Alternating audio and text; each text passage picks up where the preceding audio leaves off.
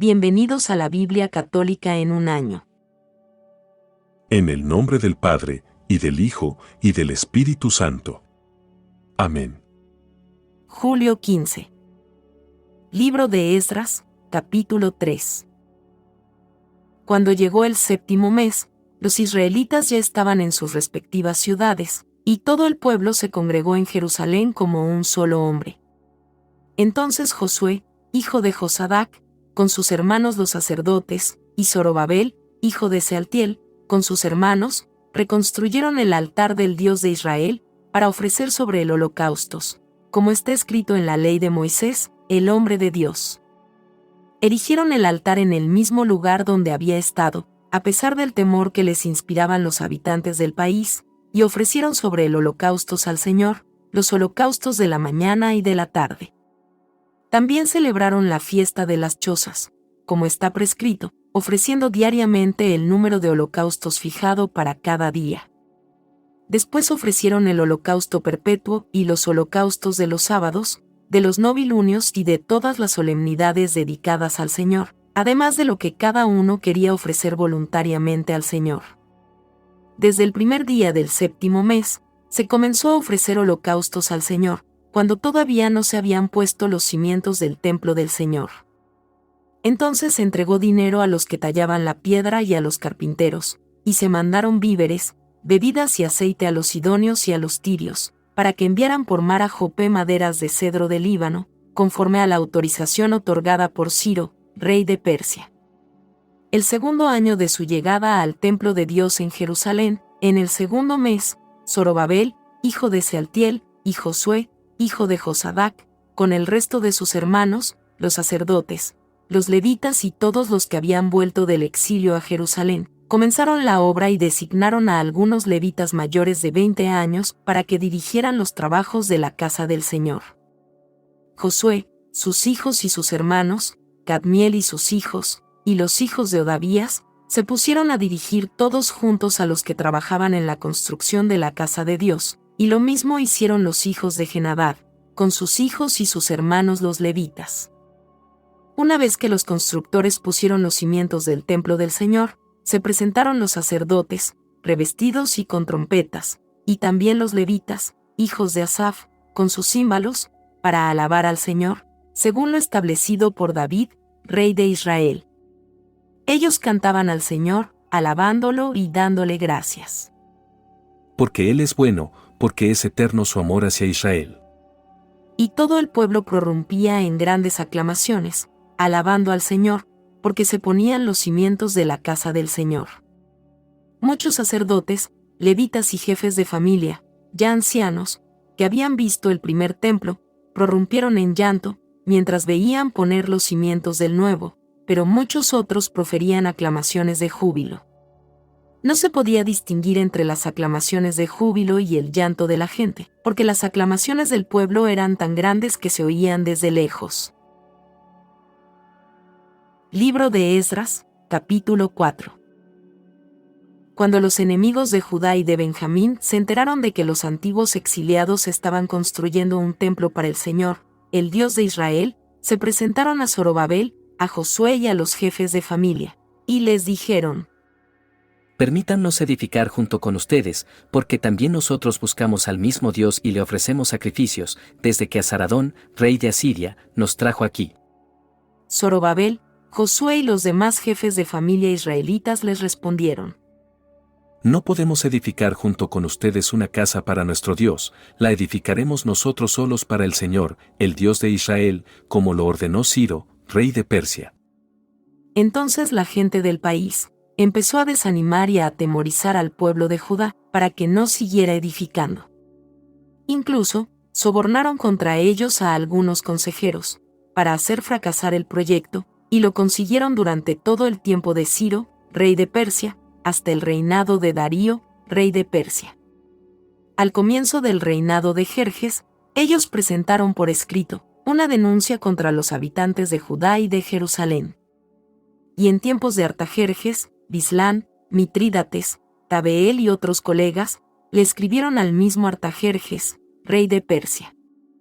El texto del documento estaba redactado en arameo y traducido.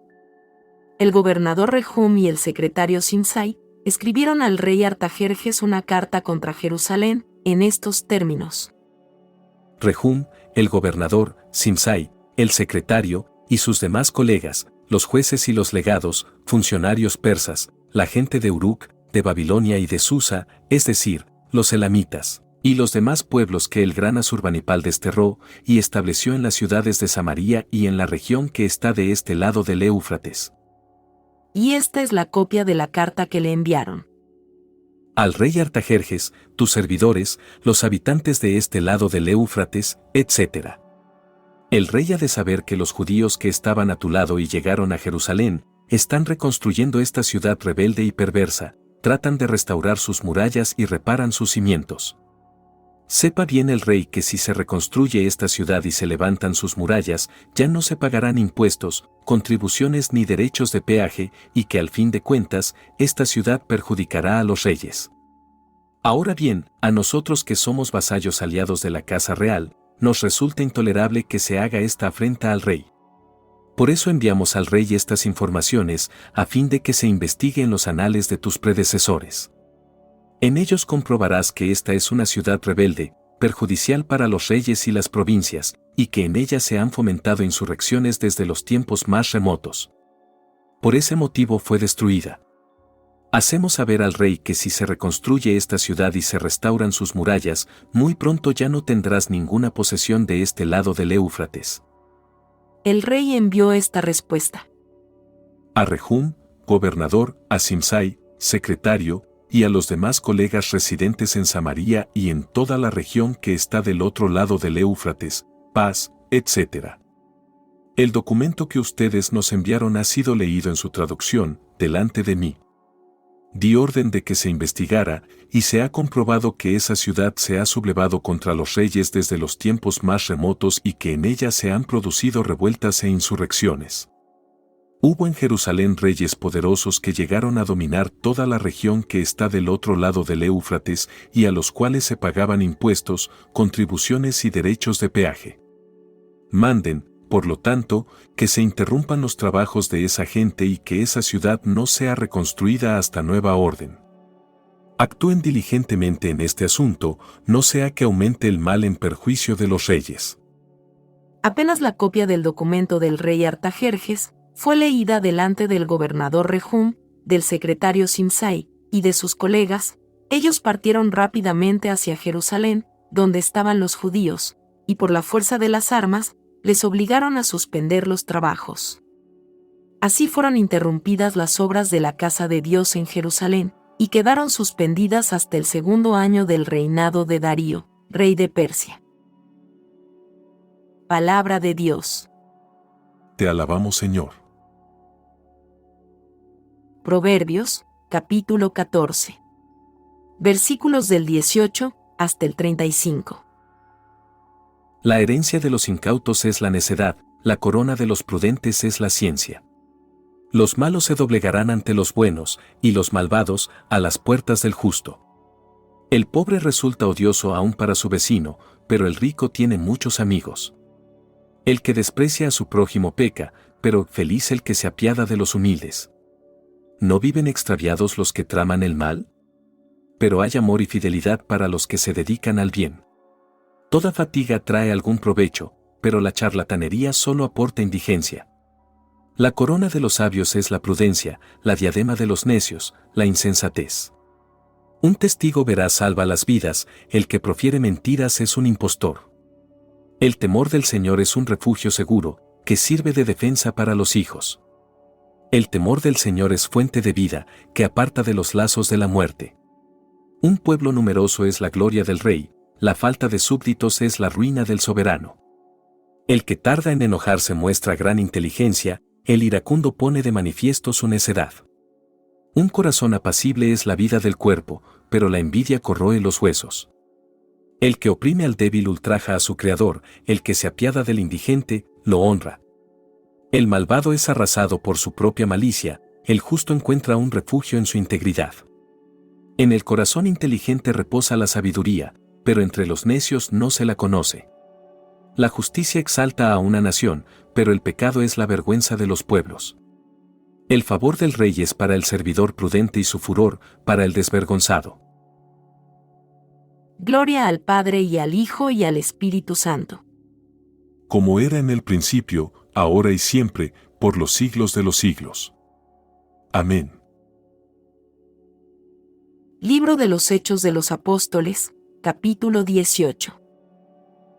Después de esto, Pablo dejó Atenas y fue a Corinto. Allí encontró a un judío llamado Aquila, originario del Ponto, que acababa de llegar de Italia con su mujer Priscila, a raíz de un edicto de Claudio que obligaba a todos los judíos a salir de Roma. Pablo fue a verlos, y como ejercía el mismo oficio, se alojó en su casa y trabajaba con ellos haciendo tiendas de campaña. Todos los sábados, Pablo discutía en la sinagoga y trataba de persuadir tanto a los judíos como a los paganos. Cuando Silas y Timoteo llegaron de Macedonia, Pablo se dedicó por entero a la predicación de la palabra, dando testimonio a los judíos de que Jesús es el Mesías. Pero como ellos lo contradecían y lo injuriaban, sacudió su manto en señal de protesta, diciendo: Que la sangre de ustedes caiga sobre sus cabezas. Yo soy inocente de eso, en adelante me dedicaré a los paganos. Entonces, alejándose de allí, fue a lo de un tal Ticio Justo, uno de los que adoraban a Dios y cuya casa lindaba con la sinagoga. Crispo, el jefe de la sinagoga, creyó en el Señor, junto con toda su familia. También muchos habitantes de Corinto, que habían escuchado a Pablo, abrazaron la fe y se hicieron bautizar. Una noche, el Señor dijo a Pablo en una visión: No temas. Sigue predicando y no te calles. Yo estoy contigo. Nadie pondrá la mano sobre ti para dañarte, porque en esta ciudad hay un pueblo numeroso que me está reservado. Pablo se radicó allí 1 año y medio, enseñando la palabra de Dios. Durante el gobierno del procónsul Galión en Acaya, los judíos se confabularon contra Pablo y lo condujeron ante el tribunal, diciendo: Este hombre induce a la gente a que adore a Dios de una manera contraria a la ley. Pablo estaba por hablar, cuando Galión dijo a los judíos: Si se tratara de algún crimen o de algún delito grave, sería razonable que los atendiera. Pero tratándose de discusiones sobre palabras y nombres, y sobre la ley judía, el asunto les concierne a ustedes, yo no quiero ser juez en estas cosas. Y los hizo salir del tribunal. Entonces todos se apoderaron de Sóstenes, el jefe de la sinagoga, y lo golpearon ante el tribunal. Pero a Galión todo esto lo tuvo sin cuidado. Pablo permaneció todavía un cierto tiempo en Corinto. Después se despidió de sus hermanos y se embarcó hacia Siria en compañía de Priscila y de Aquila. En Cencreas, a raíz de un voto que había hecho, se hizo cortar el cabello. Cuando llegaron a Efeso, Pablo se separó de sus compañeros para ir a la sinagoga y dialogar con los judíos.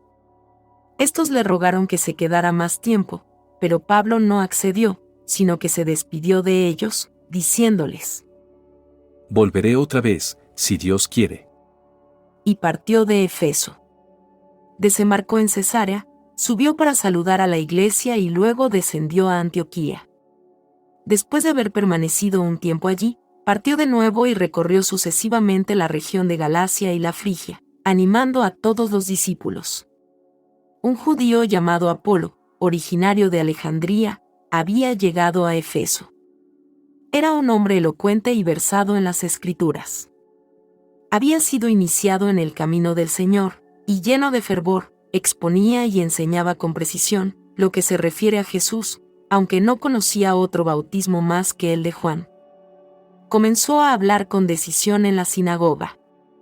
Después de oírlo, Priscila y Aquila lo llevaron con ellos y le explicaron más exactamente el camino de Dios. Como él pensaba ir a Acaya, los hermanos lo alentaron, y escribieron a los discípulos para que lo recibieran de la mejor manera posible. Desde que llegó a Corinto fue de gran ayuda, por la gracia de Dios, para aquellos que habían abrazado la fe. Porque refutaba vigorosamente a los judíos en público, demostrando por medio de las Escrituras que Jesús es el Mesías. Palabra de Dios. Te alabamos, Señor.